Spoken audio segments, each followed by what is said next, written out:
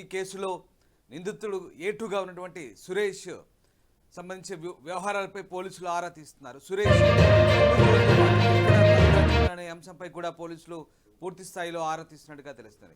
ఇక నేరుగా సురేష్ కోర్టులో లొంగిపోవడం, ఈ 9 రోజుల పాటు ఎక్కడ తలదాచుకున్నాడు, అతనికి ఎవరు ఆశ్రయం కల్పించారనే అంశంపై కూడా పోలీసులు లోతుగా విచారణ చేస్తున్నారు. కావాలని 9 రోజుల పాటు సురేష్ను అరెస్ట్ చేయలేదనే వార్తలు కూడా వస్తున్నాయి. అంటే ఈ 9 రోజుల పాటు సురేష్ ఎవరెవరిని కలిశాడు, అతనికి ఎవరు ఆశ్రయం ఇచ్చారు, ఏం జరిగిందనే కోణంలో పోలీసులు పూర్తి స్థాయిలో ఎంక్వైరీ చేస్తున్నట్టుగా తెలుస్తుంది. ఇక సురేష్కు ఆశ్రయం కల్పించిన వారిపై కూడా కేసులు నమోదు చేసే అవకాశం కల్పిస్తుంది. ఈ 9 రోజులుగా సురేష్ ఓ పార్టీ కార్యాలయంలో ఆశ్రయం పొందినట్టుగా తెలుస్తుంది. అలాగే ఓ ఫామ్ హౌస్లో కూడా అతనికి ఆశ్రయం కల్పించినట్టుగా తెలుస్తుంది. సురేష్కు ఎవరు ఆశ్రయం కల్పించారు, అతను ఎవరి దగ్గర ఉన్నాడు, అతనికి ఎవరెవరు కలిశారనే కోణంలో కూడా పోలీసులు దర్యాప్తు చేస్తున్నారు. అందుకే ఈ 9 రోజుల పాటు అతన్ని అరెస్ట్ చేయలేదని వార్తలు కూడా చక్కర్లు కొడుతున్నాయి. 6 బృందాలతో పోలీసులు వేట సాగించారు. అయితే సురేష్ నేరుగా కోర్టులో లొంగిపోవడంపై పోలీసులు ఆ కోణంలో కూడా దర్యాప్తు చేస్తున్నారు. మొత్తం మీద లగచర్ల ఘటనలో నిందితుడు ఏటు సురేష్పై పోలీసులు పూర్తిస్థాయి నిఘా పెట్టారు. దాడి తర్వాత 9 రోజులు సురేష్ ఎక్కడెక్కడ తిరిగాడన్న దానిపై కూడా ఆరా తీస్తున్న పరిస్థితి కనబడుతోంది. ఇక కోర్టులో లొంగిపోయే ముందు సురేష్ కొన్ని కామెంట్స్ కూడా చేశాడు. తాను మళ్ళీ తిరిగి వస్తానని, రైతుల కోసం పోరాడతానని, తనను ఎవరు ఆపలేరంటూ సురేష్ కూడా కొన్ని కామెంట్స్ చేయడం సంచలనంగా మారింది. ఈ నేపథ్యంలో మరి ప్రధాన నిందితుల్లో ఒకడైన సురేష్ ఏ రకంగా తప్పించుకొని తిరిగాడు, 9 రోజుల పాటు ఎక్కడెక్కడ ఆశ్రయం పొందాడనే దానిపై అయితే ప్రస్తుతం పోలీసులు ఆరా తీస్తున్న పరిస్థితి కనబడుతోంది. సురేష్ వెనుక ఉన్న కీలక నిందితులు ఎవరు, సూత్రధారులు ఎవరు అనే అంశంపై కూడా పోలీసులు పూర్తిగా దర్యాప్తు చేస్తున్నట్టుగా తెలుస్తుంది. సురేష్ ఎవరెవరిని కలుస్తారో తెలుసుకునేందుకే అరెస్ట్ చేయలేదని వస్తున్న వార్తల నేపథ్యంలో మరి 9 రోజుల పాటు అతను ఎవరితో కాంటాక్ట్లో ఉన్నాడు, ఎక్కడెక్కడ ఆశ్రయం పొందాడు, ఎక్కడికి పారిపోయాడనే కోణంలోనైతే పూర్తిస్థాయి లోతైన దర్యాప్తు అయితే సాగుతోంది. ప్రస్తుతం ఈ కలెక్టర్ ప్రతీక్ జైన్పై దాడికి సంబంధించి కేసులో సురేష్ ప్రధాన నిందితుడిగా ఉన్నాడు, ఏటుగా ఉన్నాడు. 9 రోజుల పాటు సురేష్ పరారులో ఉన్నాడు. సో ఇప్పుడు సురేష్ నేరుగా కోర్టులో లొంగిపోవడంతో అతని అంశం చాలా ఆసక్తికరంగా మారుతుంది. కోర్టులో లొంగిపోయే ముందు కూడా కొన్ని ఇంట్రెస్టింగ్ కామెంట్స్ చేశాడు.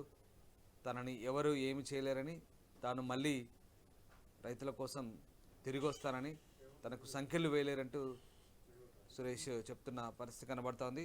ఒకసారి ఆ దృశ్యాలు మనం చూడొచ్చు. సురేష్ కోర్టులో లొంగిపోయే సంబంధించినటువంటి దృశ్యాలు అవి. ప్రస్తుతం అతనికి సంబంధించి ఇంకా ఈ 9 రోజుల పాటు ఏం చేశారనే వ్యవహారంపై కూడా పోలీసులు ఆరా తీస్తున్న పరిస్థితి కనబడుతుంది. అయితే సురేష్ ఓ ఫామ్ హౌస్లో ఆశ్రయం కల్పించినట్టుగా తెలుస్తుంది. ఇంతకీ ఎవరిదా ఫామ్ హౌస్, ఆ ఫామ్ హౌస్లో ఎలా వెళ్ళగలిగాడు, ఆయన ఏం చేశాడనే కోణంలో అయితే ప్రస్తుతం పోలీసులు దర్యాప్తు చేస్తున్నారు. మరోవైపు పార్టీ ఆఫీస్లో కూడా ఆయన ఆశ్రయం కల్పించినట్టుగా తెలుస్తుంది. సో ఈ 9 రోజుల్లో అసలు ఏం జరిగింది, దీనికి సంబంధించి పూర్తి సమాచారాన్ని మా ప్రతినిధి శ్రీశైలంతో అడిగి తెలుసుకుందాం. ఎస్ శ్రీశైలం, ప్రధాన నిందితుడు లగచర్ల ఘటనలో ప్రధాన నిందితులు ఒకడైనటువంటి ఏటు సురేష్ 9 రోజుల పాటు ఎక్కడ తలదాచుకున్నాడు, 9 రోజులు ఎక్కడెక్కడ ఆశ్రయం పొందాడనిపై పోలీసులు ఆరా తీసినట్టుగా తెలుస్తుంది. ఈ 9 రోజుల పాటు సురేష్ సంబంధించిన వ్యవహారాలపై పోలీసులు ఏ కోణంలో దర్యాప్తు చేస్తున్నారు?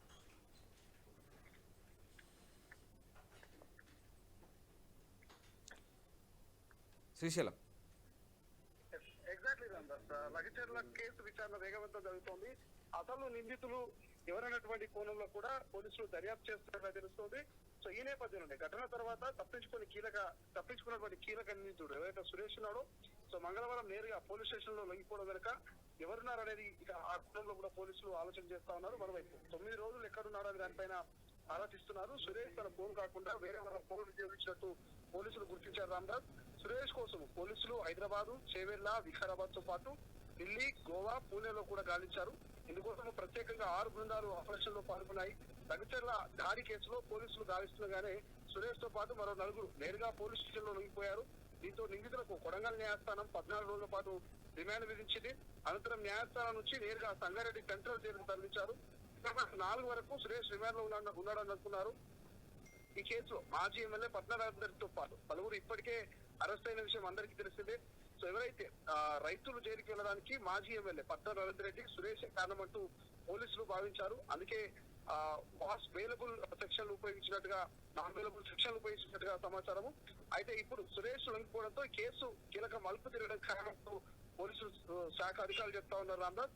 అసలు లగచర్ల దాడి కేసులో ప్రధాన నిందితుడు సురేష్ లాయర్ ను వెంట తీసుకొచ్చి కొడంగల్ కోర్టులో లొంగిపోయారు. ఈ కేసులో సురేష్ కు కొడంగల్ న్యాయస్థానం 14 రోజుల పాటు రిమాండ్ విధించింది. విచారణ తర్వాత సురేష్ దాచిపెట్టింది ఎవరు, ఎన్ని రోజులు ఎక్కడ దాచారు, ఎందుకు దాచారు అనేటువంటి వివరాలు కూడా బయటకు రానున్నాయి.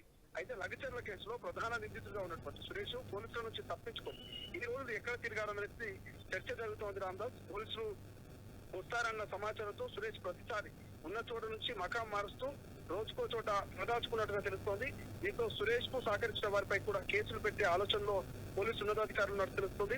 ప్రధాన నిందితుడిని కస్టడీకి ఇస్తే కేసుకు సంబంధించినటువంటి పూర్తి వివరాలు బయటపడే అవకాశం ఉన్నట్టు కూడా ఇప్పటికే చెప్తున్నటువంటి పరిస్థితి. మరోవైపు వికారాబాద్ జిల్లా బుద్ధ్యాల మండలం లగచర్ల గ్రామంలో ఈ నెల 11న జిల్లా కలెక్టర్ తో పాటు ఇతర రెవెన్యూ అధికారుల మీద జరిగిన దాడి ఘటనలో ఏటుగా ఉన్నటువంటి బొమ్మమోని సురేష్ పరారులో ఉన్నప్పుడు ఏం చేశాడు అవన్నీ డీటెయిల్స్ కూడా ఆరా తీస్తున్నారు. 9 రోజుల పాటు పోలీసులకు దొరకకుండా తప్పించుకున్న సురేష్ చివరికి మంగళవారం పోలీస్ చెప్తా లొంగిపోయినటువంటి నేపథ్యంలో ఆయన ప్రస్తుతం సంగారెడ్డి జైల్లో ఉన్నాడు.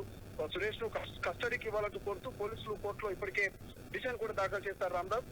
కోర్టు అనుమతి రాగానే సురేష్ ని కస్టడీలోకి తీసుకొని వివరాలన్నీ అడిగి తెలుసుకునేటువంటి ఆలోచన చేస్తున్నారు. ముఖ్యంగా సురేష్ పరారులో ఉన్నప్పుడు ఎక్కడెక్కడ బస చేస్తాడు, ఎవరిని కలిశాడు, అతనికి ఎవరెవరు సహకరించారనే విషయాలను కూడా తెలుసుకునేందుకు పోలీసులు ప్రయత్నాలు చేస్తా ఉన్నారు. అంతేకాకుండా లగచర్ల ఘటన వెనుక ఉన్న కీలక పాత్రధారుల గురించి కూడా విచారించే అవకాశం ఉంది.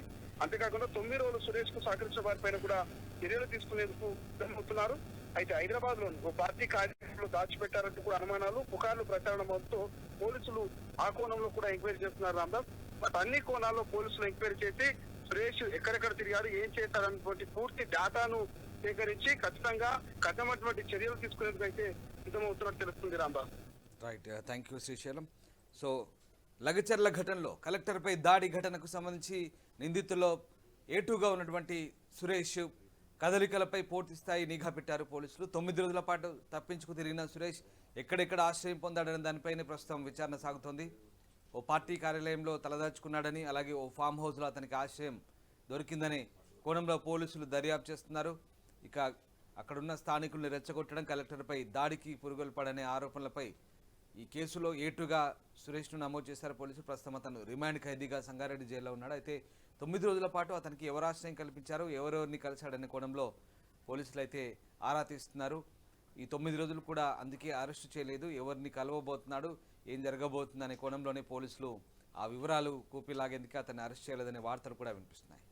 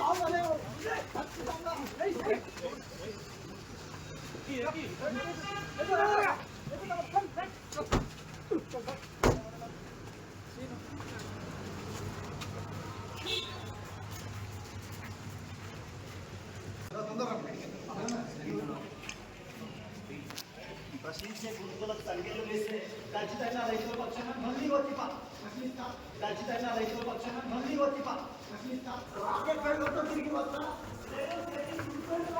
రైతుల పక్షాన